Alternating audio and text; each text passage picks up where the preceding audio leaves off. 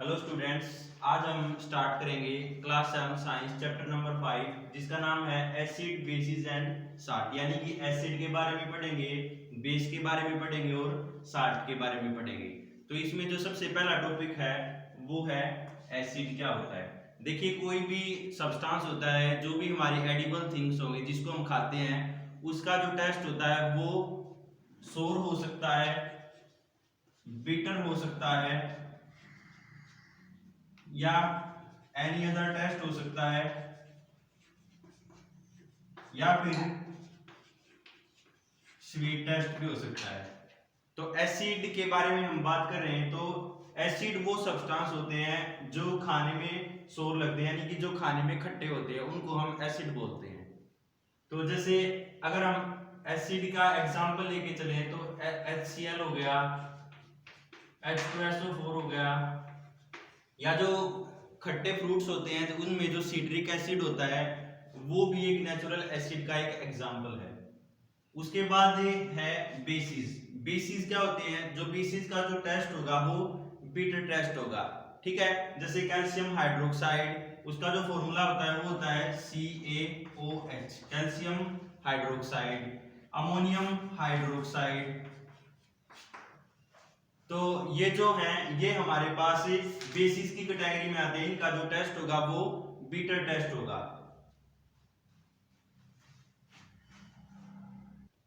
तो एसिड और बेस का हमने बताया कि एसिड वो सब्सटेंस हो गए जो खाने में खट्टे होंगे और जो बेस होगा वो बीटर टेस्ट के होंगे, कड़वे टेस्ट के होंगे।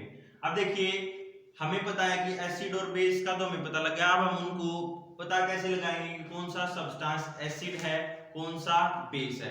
तो उसके लिए हम एक इंडिकेटर यूज करते हैं, वो नेचुरल भी हो सकता है, वो मैन मेड भी हो सकता है, ठीक है। तो सबसे पहले हम नेचुरल इंडिकेटर्स की बात करेंगे। इंडिकेटर्स का मतलब होता है कि जो ये बताएगा कि जो सब्सटेंस है, आइदर सब्सटेंस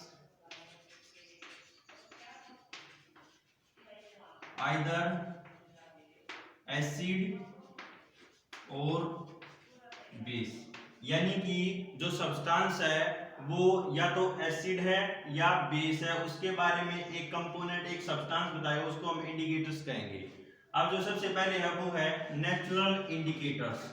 नेचुरल इंडिकेटर्स का मतलब ये होता है कि जो इंडिकेटर्स हमें नेचर से मिले हैं, जो नेचर की हेल्प से तैयार होते हैं, उनको हम नेचुरल इंडिकेटर्स कहते हैं। अब इसमें देखिए, सबसे पहले है लिटमस। लिटमस क्या होता है?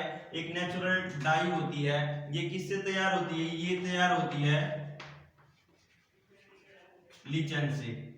तो लीचन को अगर हम वाटर के साथ ऐड करें तो एक सॉल्यूशन तैयार होगा, उसको हम लिटमस सॉल्यूशन कहेंगे। तो जो लिटमस हुआ वो लीचन को अगर वाटर के साथ ऐड करें तो एक सॉल्यूशन की फॉर्म करेंगे, उसको हम लिटमस सॉल्यूशन कहेंगे। अब जो लिटमस सॉल्यूशन होगा उसको एसिड और बेस के लिए टेस्ट करने में उसको कैसे यूज करेंगे? अब जो लिटमस सॉल्यूशन होता है उसके टू कलर होते हैं, एक तो उसका कलर होगा रेड और एक उसका कलर होगा ब्लू।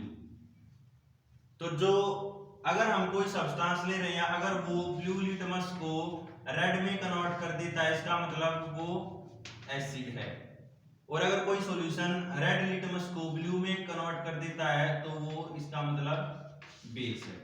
तो इस तरीके से हम जो नेचुरल इंडिकेटर्स होते हैं उससे एसिड और बेस का टेस्ट करते हैं।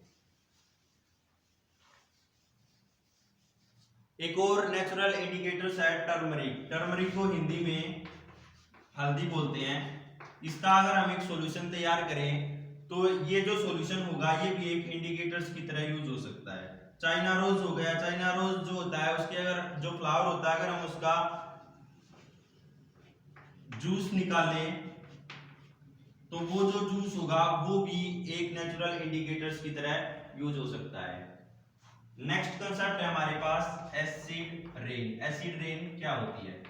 देखिए, जो भी पोल्यूशन हो गया, फैक्ट्री वेस्ट हो गया, या जो भी सब्सटेंस है, अगर उसमें एसिड मिलके जब वो, जैसे अगर हम एग्जांपल है वाटर में एसिड मिल गया वो ऊपर जाके इवेपोरेट होगा, तो वो ऊपर जो हमारे पास क्लाउड है उनमें वो मिल जाएगा, वहां पे जो वाटर होगा उनके साथ एसिड मिल जाएगा, उससे जो फिर रेन होगी उसको हम एसिड रेन कहेंगे। एसिड रेन क्या है? एसिड रेन को हम शॉर्ट फॉर्म में ऐसे लिख सकते हैं, एसिड रेन हो गया वाटर प्लस एसिड, यानी कि जब भी रेन होगी वाटर के साथ ही कुछ एसिड ऐड होके आएगा, उसको हम एसिड रेन कहेंगे। अब नेक्स्ट कंसेप्ट है न्यूट्रलाइजेशन। न्यूट्रलाइजेशन एक इंपॉर्टेंट कंसेप्ट है। इसमें देखिए क्या होता है, न्यूट्रलाइजेशन में हम एक एसिड लेंगे और जब ये एक बेस के साथ कंबाइन होगा, तो बेस के साथ कंबाइन होने के बाद ये साल्ट की फॉर्मेशन करेगा, प्लस हीट भी हो सकती है या एनर्जी भी हो सकती है, या और कोई कंपोनेंट भी हो सकता है जैसे वाटर, इस तरीके से कोई भी कंपोनेंट हो सकता है। तो एसिड और बेस जब मिलेंगे तो एक साल्ट की फॉर्मेशन करेंगे, ये जो साल्ट होगा ये न्यूट्रलाइजेशन हो सकता है, न्यूट्रलाइज हो सकता है। कहने का मतलब न्यूट्रलाइजेशन में ये है कि एसिड और बेस कभी भी कंबाइन होंगे तो वो एक न्यूट्रल कंपाउंड की फॉर्मेशन करेंगे। अब जैसे एग्जांपल ले सकते हैं हम कि NaCl की फॉर्मेशन होती है। NaCl क्या है? एक साल्ट है, ये एक न्यूट्रल कंपाउंड है, तो इसमें एसिड और बेस है वो कंबाइन होता है, जैसे HCl एसिड प्लस NaOH, तो ये क्या बनाएगा? ये NaCl बनाएगा प्लस वाटर, तो ये रिएक्शन है इसकी। HCl एसिड है, NaOH बेस है, तो ये एसिड हो गया, ये बेस हो गया, तो ये दोनों कंबाइन हुए तो ये जो है ये साल्ट की फॉर्मेशन हो गई और साथ में वाटर एक्सट्रैक्ट हुआ। तो ये जो प्रोसेस है, ये जो रिएक्शन है न्यूट्रलाइजेशन की रिएक्शन है।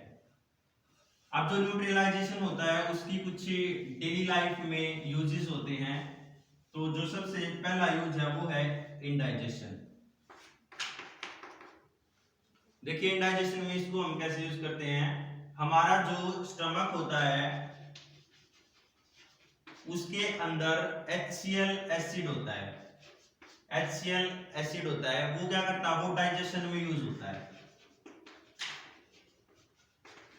लेकिन कई बार क्या होता है कि ये जो एसिड है ये ज्यादा बनना स्टार्ट हो जाता है, तो इसकी वजह से जो पर्सन है वो क्या फील करता है? वो पेन फील करता है, ठीक है। तो ये ज्यादा बन रहा है तो इसको ज्यादा को हमें खत्म करना, तो हम क्या करते हैं? हम एंटा एसिड देते हैं, यानी कि हम बेस देते हैं, जैसे अमोनियम हाइड्रोक्साइड हो गया, तो वो क्या करता है? वो जो ये एक्स्ट्रा एसिड बन रहा है, ज्यादा HCl बन रहा है, उसको न्यूट्रलाइज कर देता है और जो एसिड है वो खत्म हो जाता है। इससे जो पर्सन है जिसको भी पेन हो रहा है उससे पेन रिलीव होता है।